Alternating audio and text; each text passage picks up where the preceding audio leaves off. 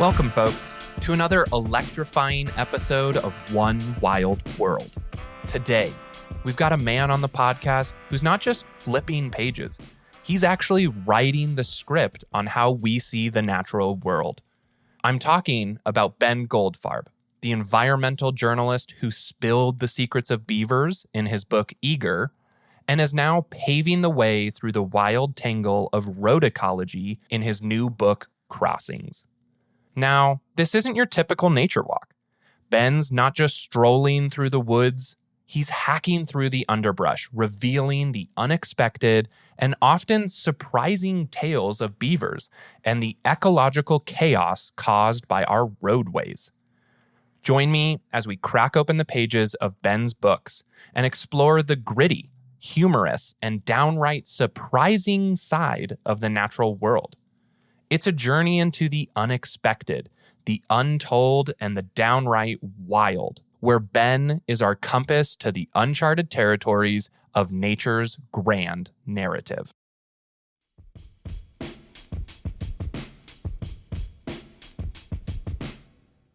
Today, we're joined by Ben Goldfarb, an independent conservation journalist and the author of Eager, The Surprising Secret Life of Beavers and Why They Matter, and the new book, Crossings, How Road Ecology is Shaping the Future of Our Planet. Ben, welcome and thanks for being on the show. Thank you for having me. Good to be here. So can you start us out by explaining what does it mean to be a conservation or environmental journalist? And then can you tell us about your new book a little bit? Sure. So as a conservation journalist, I think of my beat as being conservation biology, ecology, wildlife management in general, the natural world, essentially. Those tend to be the stories that I write and certainly the book topics that I tend to gravitate to.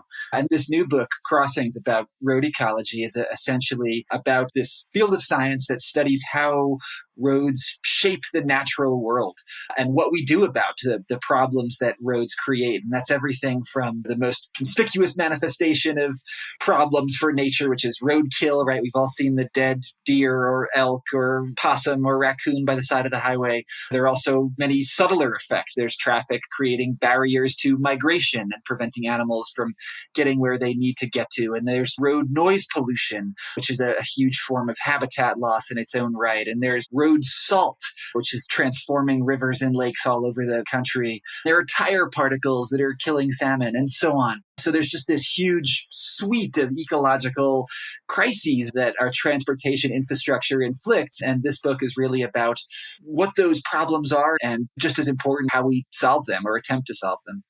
Just to back up a little bit, what inspired you to become an author and a journalist? And then how did that lead you to writing about beavers and much more recently about Crossings? I always loved nature and wildlife. And after college, I did the kind of wandering field ecology tech thing that I'm sure many listeners are familiar with, jumping from job to job. And I really thought I was going to go work for a conservation group or maybe a natural resource agency in some capacity. But I always loved to write. And that was something that was really my first passion in life in some ways, was writing. As an undergraduate in college, I had written fiction primarily. And eventually I just came to think that maybe writing about nature and wildlife and conservation was the most important way that I could leverage my own passion for literature on behalf of the critters that I care about. And so I became a journalist for various magazines and newspapers and online publications. And that was what led me into the beaver world. First and foremost, I was working for the magazine High Country News, living in Seattle, looking for things to write about. And somebody sent me this flyer for a beaver workshop. And this was in like 2014, I think. And I didn't know what a beaver workshop was or what that entailed, but it sounded like a cool story. So I went to this beaver workshop outside of Seattle, and it was just one scientist after another getting up to say their piece about why beavers were so important for salmon habitat creation, drought mitigation, wildfire prevention, and all of the great things that beavers do. So I read some stories about beavers, and those articles eventually turned into Eager, my book about beavers. And Crossings, this road ecology book, was similarly serendipitous in some ways. In 2013, even before beavers really came to dominate my life, I was in Montana writing about habitat connectivity and wildlife movement. And I had the opportunity to tour some wildlife crossing structures, overpasses and underpasses that had been built on Highway 93 to allow animals to move seamlessly across this very busy federal highway. And that was just incredibly inspiring. I had the chance to go up on top of a wildlife overpass that had been built on the land of the Confederated Salish and Kootenai tribes. And it was just this beautiful moment. We obviously do so much on this planet to make animals' lives harder and more dangerous. And here was this multi-million-dollar piece of infrastructure that we built to make their lives a little bit easier and better and safer. And I just found that, again, really inspiring and a great example of how our species isn't entirely awful. And that experience just remained in my mind for many years until I was able to write a book about the subject. That is a good perspective on it, that so often stories about just the horrible ways we as humans are taking care of the planet or impacting the lives of animals. And so it is nice to focus on it. I think that's a lot of what I try to do with this podcast is look at all of the good work that is done. And so that's nice. You also had that insight of, hey, this is a really good thing that people are doing. Let's make sure that we can spread the word about that. I think beavers are often overlooked and misunderstood creatures. Might you be able to share a captivating story or fact about beavers from all of the time that you've spent writing about them that might change people's perspectives on them? Oh man, I mean, there are so many captivating beaver stories out there. One of my favorites is the story of this guy named Jay Wild. He's a rancher in Idaho, and basically he has this homestead and he grazes his cows in the valley above the homestead. The homestead's on a creek, and the creek used to be a perennial stream that flowed year round. And then at some point it basically started drying up in the summer. And when Jay started thinking, what happened exactly? Why is my stream going dry? And he realized that, oh yeah, it used to have beavers. And then the beavers were trapped out or were predated or something. So he actually set about reintroducing beavers on his land. This is kind of remarkable because ranchers tend to be beaver opponents, or at least historically they have been. They shoot the beavers that get into their irrigation ditches and so on. But Jay recognized how valuable these animals were. So he reintroduced them. He worked with these scientists at Utah State University to create some artificial beaver dams called beaver dam analogs that would give the animals themselves a leg up and give them some structure to build on. And he reintroduced a half dozen beavers, and 6 years later, they've built 200 beaver dams in this little drainage above his homestead. And because all of those dams are storing water, now he has 2 extra months of water in the stream. So he's taken this little seasonal trickle and he's turned it back into nearly a perennial creek again, thanks to, again, these beavers who are just slowing water down and keeping it on the landscape and just building all of these little reservoirs up in the high country for him. So that's just, to me, that's an incredible example of where the beaver movement is going. We used to have such an oppositional relationship to these animals, and we're learning to embrace them and all of the ecosystem services they provide. I kind of love that in the world of animal research, anytime that we put that magnifying glass on one type of species and examine them a little bit more than we have before, it seems like we're constantly learning new things about them. And I think beaver dam analogs are a great example of this. I know in Spokane, it was a practice of people trying to artificially do what beavers do by putting in these beaver dam analogs and trying to stop the flow of water. And I think we also then learn how talented beavers are because these beaver dam analogs we're trying to make still don't function the exact same way. Totally. Yeah, I think that's exactly right. To me, beaver dam analogs are useful primarily because they encourage the return of the actual beavers. If we think that we are capable of doing the job that they can do, unfortunately, we're wrong about that. They're so talented. They're out there every single night doing maintenance, which we can't do. So if we think that we can build beaver dam analogs and replace them, we're wrong. If we're using the beaver dam analogs to give them a leg up and give them a little Kickstarter dam that they can then move in on and maintain in perpetuity themselves and build many better dams of their own, now we're talking, right? I think to me, the goal of beaver dam analogs is to encourage the animals themselves rather than being hubristic and believing that we can replace these critters. Yeah, definitely. And you've touched on it a little bit, but for those who might not be familiar, can you explain a little bit about why beavers are such valuable species to have in an environment? Yeah, absolutely. What do beavers do? Beavers build dams, they create these ponds and wetlands, and those ponds and wetlands just provide so many invaluable ecological benefits. First of all, they're incredible habitat. Name a species, it's going to do pretty well in the presence of beavers, from salmon and trout to amphibians to waterfowl to other semi-aquatic mammals like muskrat and mink and otter and moose. Everybody is just happy in the presence of beavers. A very famous statistic: in the American West, wetlands cover about 2% of land area and support 80% of biodiversity, right? So any animal that's building and expanding and maintaining wetlands is a pretty darn useful critter. And then you look at all the ecosystem services for us humans that they provide. They're drought mitigators in that they're storing incredible volumes of water, both in the surface water in their ponds and also the groundwater. As they spread water out onto the floodplain, that water soaks into the soil and raises the water table and recharges aquifers. So they're storing huge amounts of groundwater. They're preventing floods. You get a big destructive pulse of floodwater racing downstream and hits that beaver complex, and it spreads out laterally onto the floodplain, or it's stored underground, or it's captured in the pond, right? So that's magical to think about. You've got these two different sort of hydrological problems, drought and flood, seemingly polar opposite, and yet beavers are helping us tackle both of them by stabilizing the hydrograph. I could keep going, Matt. There's pollution control. They're filtering out pollutants. There's wildfire mitigation. Water doesn't burn, and beavers, by spreading water out, are creating these amazing fire breaks and fire refugia. It's just the litany of ecological benefits that these animals provide is just unbelievably vast. We could probably just have an entire podcast episode just dedicated to beavers and all the benefits that they bring. You could do an entire podcast season about beavers if you wanted. There's so much to talk about. Probably true. All right, stay tuned. Season 3, completely dedicated just to beavers. I do want to look at the other side of the coin to this. You touched on this lightly, that not everybody wants to have beavers on their land or property because of this capacity to create change.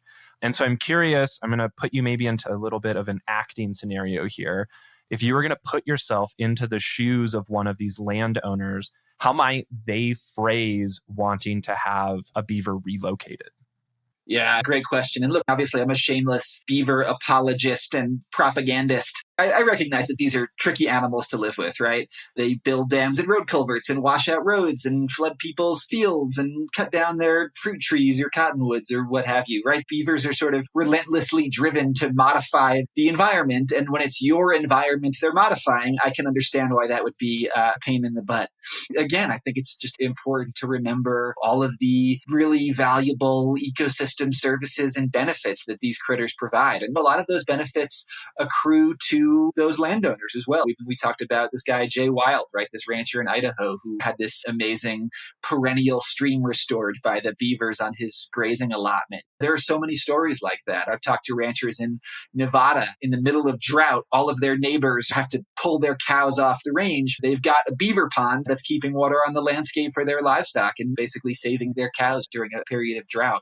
I guess what I would say is that there are all of these valuable services that landowners can receive from these animals. At the same time, it's true that beavers can be problematic to private landowners. And I think it's important that we help them with the coexistence piece, learning to live with these animals. Unfortunately, there are lots of ways that we can solve the problems that beavers cause non-lethally and allow the animals to remain on the landscape. There are flow devices, these kind of flood mitigation systems. There are pipes with fences on either end that basically drop the level of the pond to a point that both the humans and the beavers can tolerate. There's tree fencing to prevent beavers from cutting down valuable trees. There are ways of solving these problems. And I think it's important that conservation groups who promote beavers also work with these landowners and give them the resources and the tools and the information that they need to live alongside these critters. And there's a great group called the Beaver Institute that's done a lot of that work and has lots of information on their website about how to go about coexisting with beavers. So I'm not naive about how hard these animals can be to live with and how important it is that we support the landowners who are trying to live with them. One quote that I came across doing some research is it's all about coexistence, and we're already coexisting with beavers. We're just not very good at it. And so we just need to learn how to be better at coexisting. Yeah, I think that's exactly right. There are lots of self-interested reasons to coexist with beavers. One of the problems is that, look, when you trap out a family of beavers, all you're doing is putting up a vacancy sign for the next family of beavers, right? If that culvert is still there, beckoning them to build a dam in it, they're just going to keep coming back. So there are landowners and communities all over the country that are engaged in these very expensive and ecologically nonsensical cycles of trapping and recolonization and trapping and recolonization. So as you say, we're bad at coexisting with these critters. There are ways that we can do a lot better. Absolutely. Undoubtedly, you are very wise on beavers, especially after having worked with them for so long and written this book.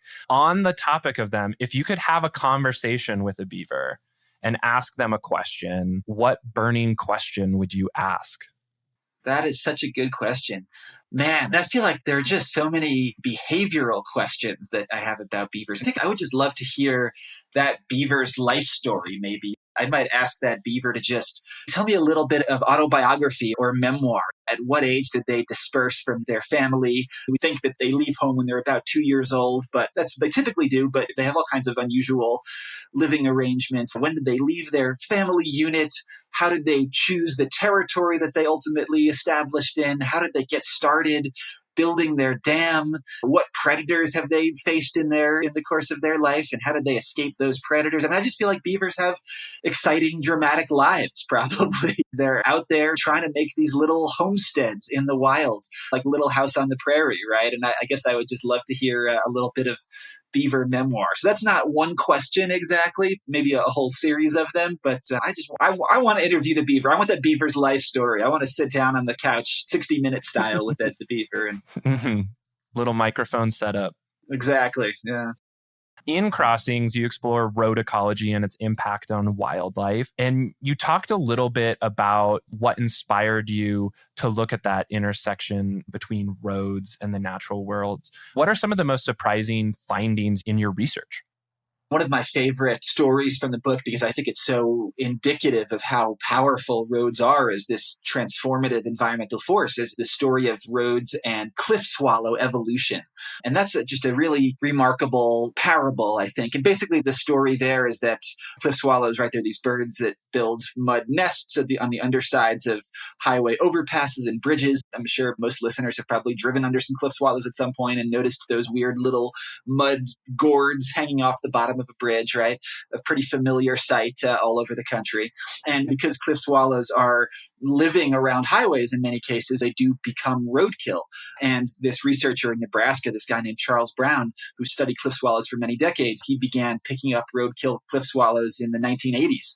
But over time, he realized that he was finding fewer and fewer dead cliff swallows on the roads, even though the populations weren't changing. And he started to wonder, well, what's going on there? Why are cliff swallows seemingly becoming less susceptible to roadkill? And what he discovered when he examined their bodies is that their wings are becoming shorter. And the reason for that is that if you're a bird, having long wings is good for long, straight flights, whereas having short wings is good for making lots of tight maneuvers and rolls and turns and pirouettes, all of those little movements that you would use to get out of the way of a falcon or an 18-wheeler, right? So the long-winged cliff swallows were becoming roadkill and getting weeded out of the population, and the whole population was becoming shorter-winged as a result. And I think that's just amazing, because we think about evolution as this process that takes place over the course of thousands or millions of years. And yet roads are such a powerful selective pressure that in this case, evolution was happening in the course of just several decades. It is really fascinating to think that evolution we think of as taking such a long time to happen, but humans are still able to curb that. I recently just heard that cobras, there's a species of cobra that spits its venom out, and that they thought was to counteract its predator species. But if you look at their predator species, they're all fairly low to the ground. And through fossil records and just specimens they've collected, they've been able to pinpoint that it's been more related to human interactions with cobras, and these cobras having to figure out ways to deal with humans always wanting to get rid of cobras. And so now we have this species through just human interactions that has evolved this magnificent trait. And I think people tend to think of evolution as happening on a much larger period. And often it does, but it can also act much quicker. That's so interesting. I have to look up that cobra study. I mean, I've heard a similar thing about rattlesnakes, right? That the rattlesnakes that rattle the most are the ones that we tend to hear and kill, and that it's conceivable that rattlesnakes are becoming quieter and rattle less frequently because all of the constantly rattling snakes have been weeded out of the population. Of course, that's bad news for us because quieter rattlesnakes you're less likely to detect before they bite you. The true winners are going to be the quiet, non-biting rattlesnakes or some other evolutionary line. Okay, in your conservation journalism journey, what challenges have you faced communicating these complex ecological issues to an audience that might not understand those issues? I think that what you just described is exactly the challenge of conservation journalism and science communication in general.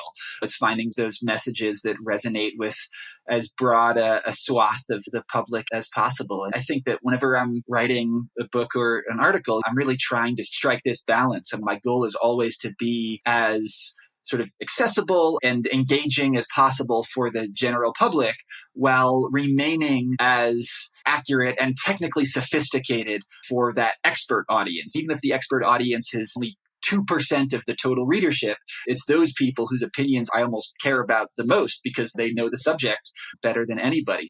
To me, that's the balance that I'm trying to strike. And that's the biggest challenge is, again, negotiating those two audiences, being accessible to the lay public and sophisticated enough to be a resource to those expert readers. And that's really one of my primary hopes is that I can write material that's actually useful to those experts. That even if, probably a beaver biologist at Colorado Parks and Wildlife, that person, they might not learn a huge amount from Eager, although I hope they learn something, certainly, because they're already experts, right? They know much of what there is to know about beavers. But I hope that I can create a resource for them that they can then point people to when the public has questions about beavers or landowners have questions about coexisting with beavers. Maybe that biologist can say, hey, here's a book you should read that will answer a lot of those questions for you. So again, I'm trying to engage that general public while being sophisticated enough that those experts really find me and my work credible. That's the tricky balance. Yeah, absolutely. So both Eager and Crossings highlight the connections between species and their environments. How has your understanding of ecological relationships evolved through your writings? And then what broader lessons do you hope readers take away from your work? Wow, you're asking me some really great, thought-provoking questions. I think that ultimately both of these books are about the connectedness of things. Maybe that's a cliched answer. We know, thanks to John Muir, that everything is hitched to everything else in the universe. The idea that things are connected, that's essentially the premise of ecology. So it's not exactly a revelation, and yet it just comes up again and again in all of this work. And I think that, to me, the lesson of the Beaver book in a lot of ways is that when we tracked out 400 million beavers in the course of the industrial fur trade that began in the early 1600s, we transformed landscapes in ways that we're just now beginning to understand. We dried up millions of acres of wetlands, and we caused thousands of miles of streams to catastrophically erode, and we destroyed habitat for cutthroat trout and moose and boreal toads and coho salmon and a million other species, right? And we don't really recognize the fur trade as being this profound ecological catastrophe, and yet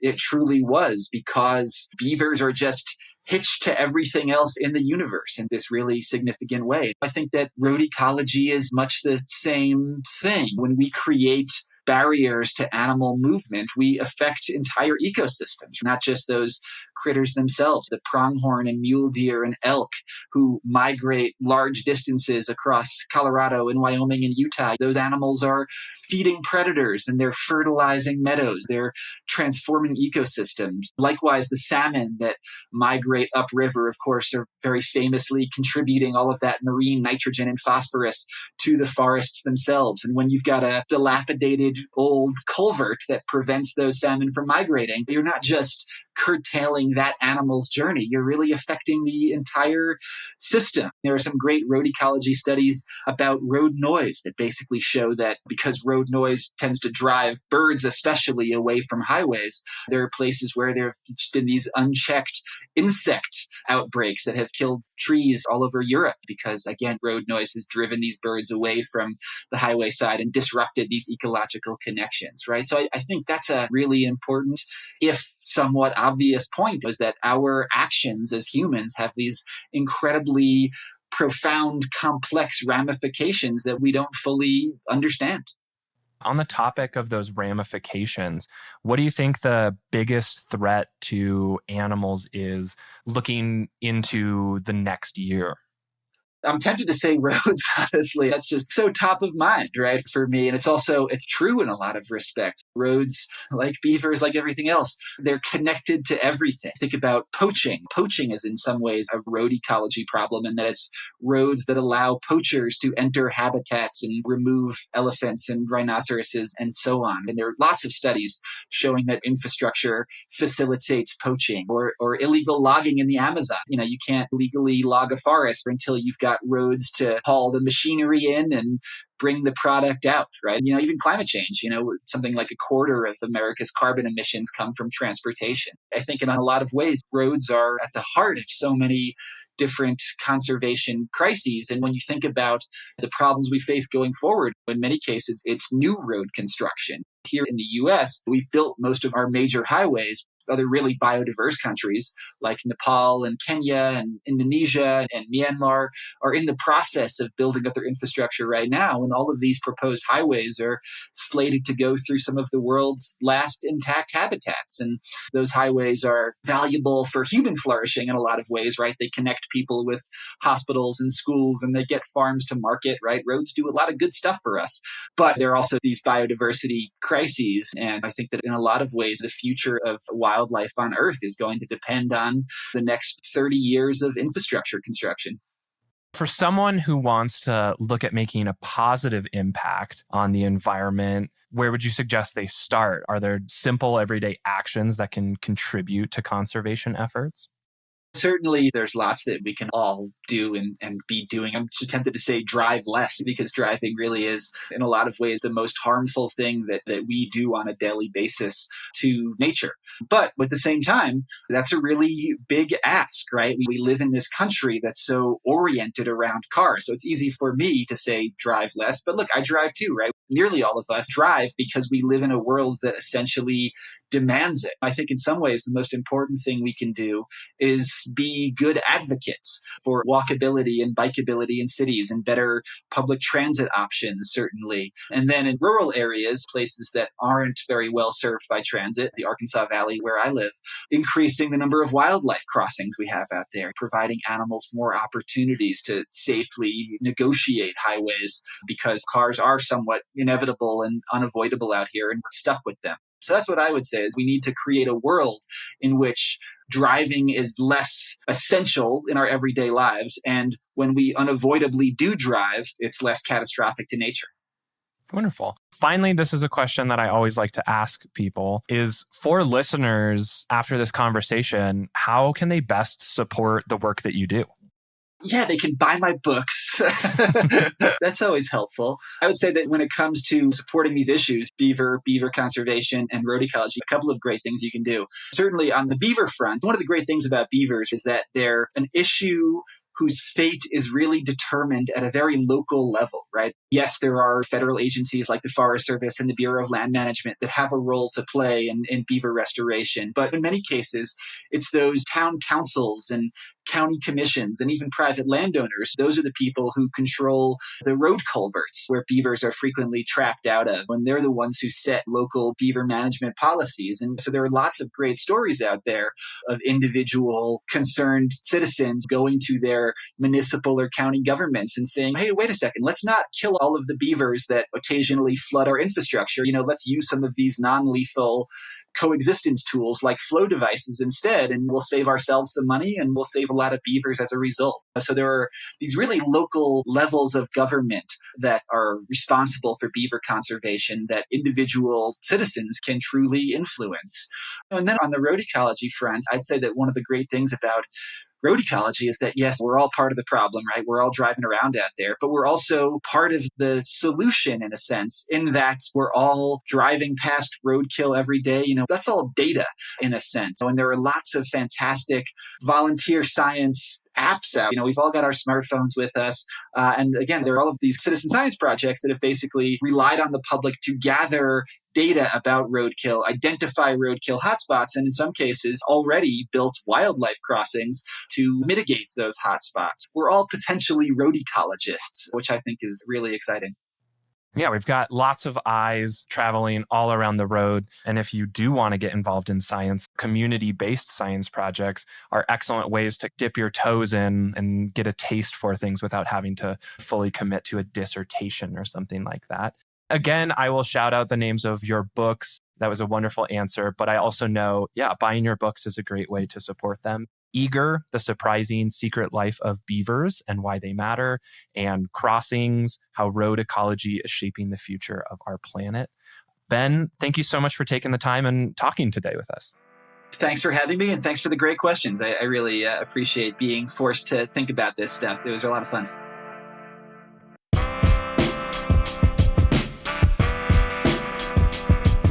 If you enjoyed this conversation, subscribe. And to find out more about the work we do to support animals, visit our website at theechofilm.com. Follow us on Instagram at theechoanimals, and follow our TikTok at creature.feature. On behalf of all creatures, big and small, thank you for listening.